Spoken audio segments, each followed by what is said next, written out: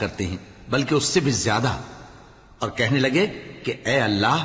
تو نے ہم پر جہاد جلد کیوں فرض کر دیا، تھوڑی مدت اور ہمیں کیوں مہلت نہ دی؟ اے پیغمبر ان سے کہہ دو کہ دنیا کا فائدہ بہت تھوڑا ہے، اور بہت اچھی چیز تو پرہیزگار کے لیے نجات آخرت ہے، اور تم پر دھاگے برابر بھی ظلم نہیں کیا جائے گا۔ اے جہاد سے ڈرنے والو، تم کہیں رہو، موت تو تمہیں آ کر رہے گی، خواہ مضبوط قلعوں میں رہو۔ اور ان لوگوں کو اگر کوئی فائدہ پہنچتا ہے تو کہتے ہیں یہ اللہ کی طرف سے ہے، اور اگر کوئی مصیبت پہنچتی ہے تو اے پیغمبر تم سے کہتے ہیں کہ یہ آپ کی وجہ سے ہمیں پہنچی ہے۔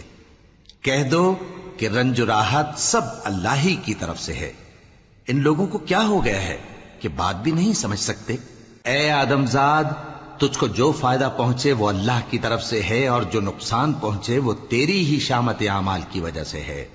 اور اے نبی، ہم نے تم کو لوگوں کی ہدایت کے لیے پیغمبر بنا کر بھیجا ہے، اور اس بات کا اللہ ہی گواہ کافی ہے۔ جو شخص رسول کی فرما برداری کرتا ہے تو بے شک اس نے اللہ کی فرما برداری کی، اور جو نافرمانی کرے تو اے پیغمبر تمہیں ہم نے ان کا نگہبان بنا کر نہیں بھیجا۔ اور یہ لوگ منہ سے تو کہتے ہیں کہ آپ کی فرما برداری دل سے منظور ہے، مگر جب تمہارے پاس سے چلے جاتے ہیں تو ان میں سے بعض لوگ رات کو تمہاری باتوں کے خلاف مشورے کرتے ہیں،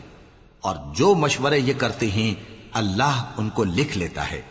سو ان کا کچھ خیال نہ کرو، اور اللہ پر بھروسہ رکھو، اور اللہ ہی کافی کارساز ہے۔ بھلا یہ قرآن میں غور کیوں نہیں کرتے؟ اگر یہ اللہ کے سوا کسی اور کا کلام ہوتا تو اس میں وہ بہت سا اختلاف پاتے، اور جب ان کے پاس امن یا خوف کی کوئی خبر پہنچتی ہے تو اسے مشہور کر دیتی ہیں،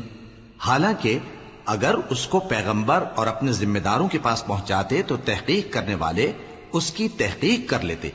اور اگر تم پر اللہ کا فضل اور اس کی مہربانی نہ ہوتی تو چند آدمیوں کے سوا تم سب شیطان کے پیرو ہو جاتے۔ سو اے پیغمبر اللہ کی راہ میں لڑو، تم اپنے سوا کسی کے ذمہ دار نہیں ہو،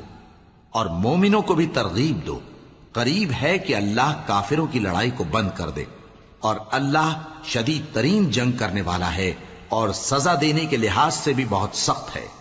جو شخص نیک بات کی سفارش کرے تو اس کو اس کے ثواب میں سے حصہ ملے گا، اور جو بری بات کی سفارش کرے اس کو اس کے عذاب میں سے حصہ ملے گا، اور اللہ ہر چیز پر قدرت رکھتا ہے۔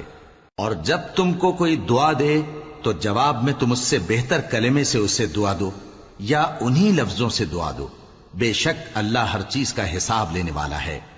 اللہ وہ معبود برحق ہے کہ اس کے سوا کوئی عبادت کے لائق نہیں، وہ قیامت کے دن تم سب کو ضرور جمع کرے گا، اور اللہ سے بڑھ کر بات کا سچا کون ہوگا؟ اب کیا سبب ہے کہ مسلمانوں تم منافقوں کے بارے میں دو گروہ بن گئے ہو،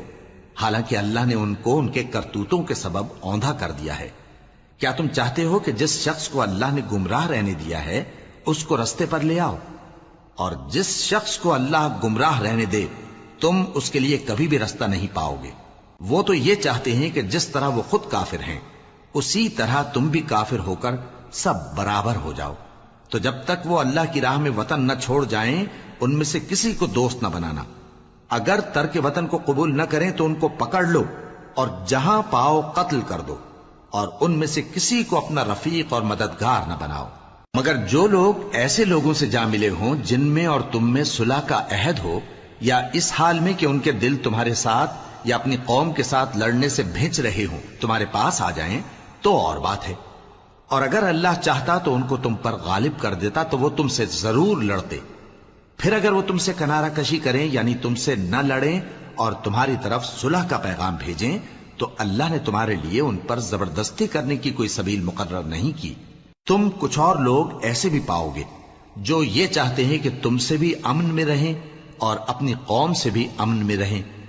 لیکن جب فتنہ انگیزی کو بلائے جائیں تو اس میں اوندھے منہ گر پڑیں۔ تو ایسے لوگ اگر تم سے لڑنے سے کنارہ کشی نہ کریں اور نہ تمہاری طرف پیغام صلح بھیجیں اور نہ اپنے ہاتھوں کو روکیں تو ان کو پکڑ لو اور جہاں پاؤ قتل کر دو، اور انہی لوگوں کے مقابلے میں ہم نے تمہیں کھلی چھوٹ دے دی، اور کسی مومن کو شایع نہیں کہ دوسرے مومن کو مار ڈالے مگر غلطی سے ایسا کر بیٹھے، اور جو غلطی سے بھی مومن کو مار ڈالے تو وہ ایک مسلمان غلام آزاد کر